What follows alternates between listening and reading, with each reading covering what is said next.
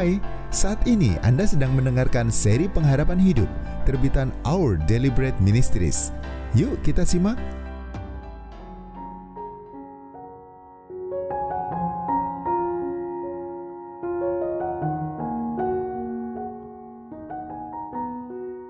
Menemukan tujuan hidup Anda.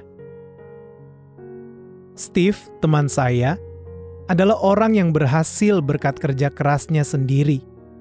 Meskipun tidak terlalu menonjol secara akademis, tetapi ia berbakat dalam bidang seni dan fotografi. Keluarganya tidak pernah mengira ia bakal berhasil dengan bakatnya itu. Tetapi Steve tetap tekun mengasah keterampilan dan bekerja keras untuk menggapai cita-citanya menjadi fotografer pemenang penghargaan. Pada akhirnya ia memang berhasil dan mendapatkan segala sesuatu yang diimpikan banyak orang, yaitu karir yang sukses, pernikahan yang bahagia, dan uang yang cukup untuk membeli apa saja yang ia inginkan. Ia juga dihormati di bidangnya dan banyak fotografer muda yang belajar darinya. Di mata masyarakat, Steve dianggap sudah dalam tanda kutip jadi orang. Ia melakukan pekerjaan yang disukainya dan mendapat bayaran yang sangat besar untuk melakukannya. Ia bahkan didukung dan dipuji orang tuanya. Berhasil, dikenal, dan dihormati. Masih adakah yang mungkin diinginkan oleh Steve? Meski demikian, dalam obrolan kami baru-baru ini, ia memberitahu saya bahwa masih ada yang kurang dalam hidupnya. Aku mendapat uang, pergi berlibur, mencari uang lebih banyak, pergi berlibur lebih sering lagi. Tetapi lama-lama semua terasa begitu-begitu saja, katanya. Entah untuk apa aku melakukan semua ini. Apa yang pernah terasa menyenangkan dan memuaskan, sekarang tidak lagi begitu. Seandainya aku mati besok, apa gunanya hidupku selama ini? Perkataannya terasa tidak masuk akal. Bagi saya dan bagi banyak orang lain, Steve tampaknya sudah mendapatkan semua yang kita butuhkan untuk bisa hidup bahagia. Setidaknya itulah yang dijabarkan oleh psikologi populer. Menurut psikolog Abraham Maslow, kita semua memiliki hierarki 5 kebutuhan yang membuat kita merasa bahagia. Yang pertama adalah kebutuhan fisiologis, seperti makanan, air, perteduhan, dan istirahat. Yang kedua ialah keamanan, yaitu perlindungan. Yang ketiga, rasa memiliki, seperti persahabatan dan juga hubungan dekat. Yang keempat ialah penghargaan, yaitu prestis dan pencapaian. Dan yang kelima adalah aktualisasi diri, yaitu mencapai potensi diri yang terbaik. Model lain yang lebih baru diajukan oleh motivator Tony Robbins. Menurutnya, kita memiliki 6 kebutuhan inti. Yang pertama, kepastian, yaitu adanya jaminan terhindar dari rasa sakit dan dapat memperoleh kesenangan. Yang kedua adalah keragaman, yaitu kebutuhan akan sesuatu yang tidak diketahui, perubahan, dan rangsangan yang baru. Yang ketiga adalah signifikansi, atau merasa unik dan penting. Yang keempat, koneksi, yaitu merasa diri dicintai atau kedekatan dengan seseorang atau sesuatu. Dan yang kelima, pertumbuhan, yaitu perluasan kapasitas atau kemampuan. Yang keenam yang terakhir adalah kontribusi, yaitu rasa ingin melayani dan fokus untuk membantu orang lain. Menurut 2 model di atas, Steve sudah memenuhi semua kriteria dan seharusnya memiliki hidup yang sangat bahagia. Namun ternyata bukan itu yang dialaminya. Meskipun semua kebutuhannya untuk merasa bahagia dan puas sudah terpenuhi, ia belum sungguh-sungguh puas. Masih ada yang kurang. Adakah sesuatu yang luput dari kedua model ini? Adakah tujuan lebih besar yang dapat ditemukan di luar kehidupan yang seluruhnya terpusat pada diri sendiri?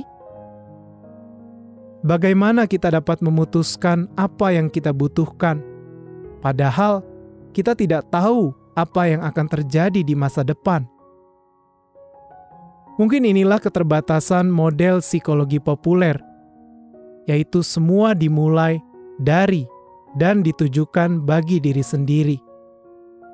Namun, memang demikian budaya modern. Hati kita dan keinginannya menjadi pedoman bagi kehidupan. Kita diberitahu bahwa apa yang kita rasakan dan inginkan adalah yang terpenting, dan kita didorong mengejar impian kita, karena semua itu pasti akan membawa kita ke tempat kita seharusnya berada. Kita juga terus-menerus diingatkan untuk tidak mengizinkan orang lain mengatur hidup kita dan melarang kita melakukan apa saja yang kita inginkan. Dalam dunia yang menjunjung kebebasan dan kemandirian sebagai tujuan hidup, kita didorong untuk meyakini bahwa hanya kita sendirilah yang tahu apa yang terbaik untuk diri kita. Namun, menjadikan diri sendiri sebagai penentu arah hidup sungguh beresiko. Kita mengira kita mengenal diri sendiri sepenuhnya. Akan tetapi, bagaimana kita bisa mengetahui apa yang terbaik untuk diri kita, sementara kita tidak selalu dapat memahami pergumulan batin kita sendiri? Bagaimana kita dapat memutuskan apa yang kita butuhkan, padahal kita tidak tahu apa yang akan terjadi di masa depan? Apa yang terjadi ketika kita mendengarkan suara hati kita dengan jujur? Walaupun sebagian dari kita mempunyai bayangan kehidupan seperti apa yang kita inginkan, sesuatu yang memiliki tujuan, berarti, aman, penuh kasih, namun seringkali kita sama sekali tidak tahu bagaimana cara mencapainya. Mungkin sebagian kita juga terjebak antara keinginan mengendalikan hidup dan merasa takut bertanggung jawab. Mungkin kita merasa tidak berdaya karena banyaknya pilihan yang tersaji di hadapan kita, atau tidak mampu menghadapi akibat dari pilihan-pilihan kita. Atau kita takut dengan mengambil satu keputusan berarti kehilangan hal lain yang lebih baik. Itu saja sudah membuat kita khawatir. Karena itulah kita terus bingung dengan berbagai nasihat yang diberikan dunia ini. Lewat strategi mencapai kepuasan yang diusulkan buku-buku pengembangan diri dan oleh perasaan kita sendiri, sebagian kita mungkin akan mencoba semuanya dengan harapan ada satu yang berhasil. Sebagian lagi lelah karena terus berupaya mengejar setiap strategi baru demi kebahagiaan dan kepuasan. Yang lain mungkin berhasil, seperti Steve, tetapi menyadari bahwa kebahagiaan dan kepuasan sejati ternyata tetap tidak bisa diraih. Ketika sebuah perusahaan atau seorang penemu mengeluarkan perangkat terbaru yang inovatif, seperti telepon genggam versi tercanggih, mereka kerap menyelenggarakan konferensi untuk memamerkan dan menjelaskan cara menggunakan perangkat tersebut sesuai dengan rancangannya. Mereka tidak ingin kita melewatkan fitur-fitur terbaik perangkat tersebut, supaya kita tidak menggunakannya untuk tujuan yang salah. Mereka juga memberi panduan pengguna untuk menerangkan cara yang benar dalam menggunakan alat ciptaan mereka. Tentu saja, kita masih dapat memakai perangkat itu untuk tujuan lain.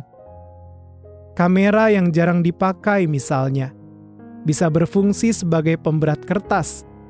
Namun, jika kita ingin mendapatkan hasil maksimal dari perangkat tersebut dan benar-benar memahami tujuannya, kita harus menemukan maksud awal pembuatan perangkat tersebut dari perancangnya. Hanya perancangnya yang dapat memberitahu kita untuk apa ia membuat perangkat tersebut. Pikirkanlah bagaimana kebenaran ini juga berlaku untuk memahami tujuan hidup kita. Karena itu, untuk menemukan tujuan hidup ini, kita perlu juga bertanya kepada pribadi yang menciptakan kita. Mungkin pertanyaannya bukanlah untuk apa semua ini, melainkan untuk siapa semua ini? Alkitab, dasar iman Kristen, berkata bahwa setiap manusia adalah ciptaan khusus Allah, Sang Perancang Agung. Setiap hidup bersifat unik dan dibuat untuk tujuan yang spesifik. Seorang raja pernah menulis bahwa Allah membentuk buah pinggangku, menenun aku dalam kandungan ibuku. Mazmur pasal 139 ayat yang ke-13.